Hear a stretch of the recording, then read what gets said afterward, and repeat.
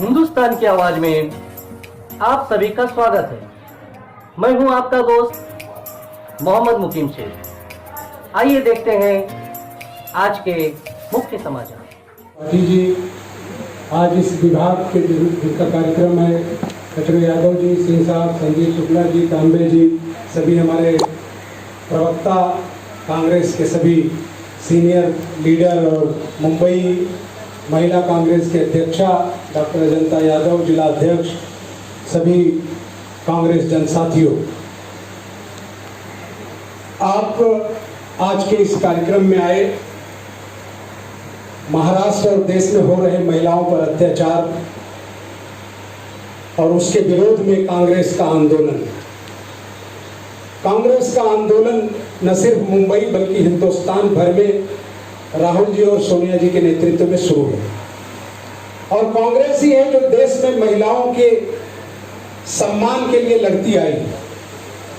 आज जिस हिंदुत्व की सरकार के बल पर और सिर्फ हिंदुत्व की बात करके इस देश में राज करने का काम कर रहे हैं, शायद उन्होंने सही तरीके से हिंदुत्व को देखा नहीं या सही तरीके से हिंदुत्व को पढ़ा नहीं। अगर हिंदुत्व की सही जानकारी बीजेपी सरकार के मुखिया और उनके अध्यक्ष को होता तो शायद उन्हें ज्ञान होता कि सबसे बड़ा सम्मान महिलाओं में मां सीता को दिया। जिस धर्म में राम से पहले सीता की स्तुति हो, उस राज्य का प्रमुख और उस राज्य के मंत्री अगर महिलाओं के विरुद्ध बयानबाजी करें तो उन्हें देश में जीने का, रहने का दोनों अधिकार नहीं है अगर वो धर्म को मानते। क्योंकि अगर हम धर्म की इज्जत करते हैं तो हमें महिलाओं की इज्जत करना होगा। और जो देश, मैं सिर्फ भारत की बात नहीं करता, जिन्होंने महिलाओं का सम्मान खोया, जिन्होंने महिलाओं की इज्जत नहीं की, वो दुनिया में कभी तरक्की नहीं कर सका। अगर आपको देखना है तो प्रॉफिट मोहम्मद की पूरी जिंदगी देख लो कि उन्होंने महिलाओं के लिए दुनिया में कैसे कैसे नियम बनाए और उन्हें सम्मान देने का क्या काम किया। क्योंकि अगर आप महिलाओं का सम्मान नहीं दे सकते तो आप अपने बाप होने का फर्ज नहीं निभा सकते। आप महिलाओं को सम्मान नहीं दे सकते तो आप बेटा होने का अधिकार नहीं दे सकते। अगर आप महिला को सम्मान नहीं दे सकते तो समाज में आप जीने का अधिकार एक दरिंदे और जानवर से ज्यादा आपका नहीं हो सकता। क्योंकि उस महिला के तन से आप जिसके बदौलत आपके शरीर में शक्ति आई, वो आपकी बहन भी हो सकती थी, आपकी बेटी भी हो सकती है और आपकी माँ भी हो सकती है।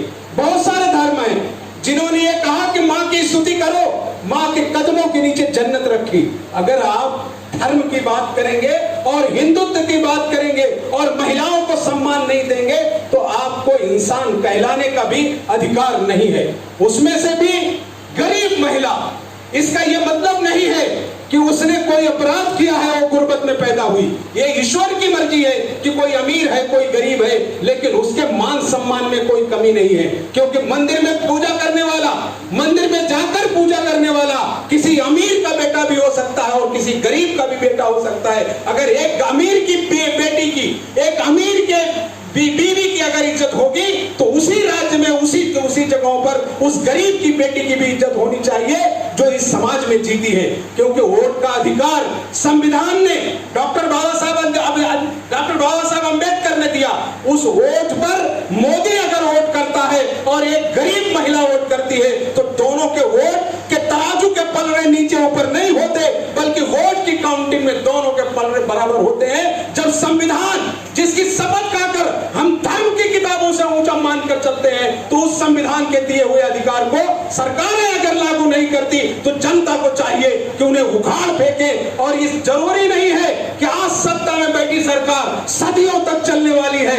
आप देखिए आज अमेरिका में ट्रंप का विकेट उखड़ रहा है, अगले दिन आपके सामने भी आने वाला है कि आप खुशियां मनाएंगे और यही जश्न करेंगे कि इन हरामखोरों की सरकार जो दलित विरोधी है, जो महिला विरोधी है, जो मुस्लिम विरोधी है, सिर्फ नफरत पैदा करके इस देश को बर्बाद करने का काम कर रही है। धर्म के नाम पर कभी देश तरक्की नहीं करता, धर्म के नाम पर समाज तरक्की नहीं करता। इसका मतलब ये नहीं है कि तुम्हें धर्म की किताबों की जानकारी है और जानकारी होने के बाद तुम धर्म के कामों पर अमल नहीं करते। जानकारी रखना उस जानवर से भी बदतर है जो समाज में इस कुरीतियों को पैदा कर रहा है। समाज कोई भी हो, धर्म कोई भी हो, हम सभी धर्मों का सम्मान करते हैं, सभी धर्मों का आदर करते हैं, क्योंकि कोई धर्म ये नहीं सिखाता कि आप किसी दूसरे धर्म को गलत करें, कोई धर्म गुरु ये नहीं सिखाता कि आप दूसरे धर्म के लोगों को बुरा कहें। लेकिन एक धर्म गुरु है जो दूसरे धर्मों को खुलेआम गालियां देता है, वो उत्तर प्रदेश का मुख्यमंत्री योगी आदित्यनाथ है। दुनिया के कौन से धर्म में है कि दफनाई गई औरत को निकालो और उसके साथ बलात्कार करो? ये किसी मुख्यमंत्री का शब्द हो सकता है क्या? किसी धर्म गुरु का शब्द हो सकता है क्या? किसी मठ के पुजारी का शब्द धर्म हो सकता है क्या? अगर ऐसे लोगों के धर्म में, अगर ऐसे को तुम अपना धर्म गुरु मानोगे, तो वो समाज जिसका सपना गांधी ने देखा, वो समाज जिसका सपना इंदिरा जी ने देखा, वो समाज जिसका सपना मौलाना ने देखा, वो कभी पूरा नहीं होगा। क्योंकि तुम सरकारें तो चला सकते हो, लेकिन लोगों के दिलों में बैठकर तुम राज नहीं कर सकते। तुम किसी धर्म के उपदेशों का पालन नहीं करा सकते। तुम गांधी के आदर्शों को इस देश में लागू नहीं कर सकते। तुम्हें जब कुछ ये करना होगा तो धर्म से सीख कर आना होगा। और जो सच्चे धर्म, जो धर्म ग्रंथों में आए, चाहे वो रामायण में हो, पुराण में हो, दुनिया की किसी किताब में हो, अगर उसने कुछ कहा है तो उसे सीखो और उसे अमल करो। सिर्फ सीख लेने से, शैतान भी इल्म सीखा था वो, लेकिन वो हमेशा जलील इसीलिए होता रहा कि उसने अपने इल्म से लोगों को फायदा नहीं पहुंचाया बल्कि नुकसान करता रहा। वही काम ये बदमाश जो आज बैठे हैं ये यही कर रहे हैं कि किसी भी घटना को जोड़ देते हैं सत्यता से। कोर्ट में जाता है, कोर्ट गालियां दे के भगाती है, फाइलें फेंक देती है, लेकिन वो अपनी बदमाशी से बाज नहीं आते। इसलिए आज ये हमें तय करने की जरूरत है कि सत्ता किसकी भी रहे, लेकिन समाज के अधिकार के लिए, संविधान के लिए, संविधान की रक्षा के लिए हमें जाना होगा, लड़ना होगा। क्योंकि यही संविधान है जो हमारे आपके बीच एक गरीब के उठाकर प्रधानमंत्री के कुर्सी पर बिठाता है। यही संविधान है जब हमें धर्म की आजादी देता है।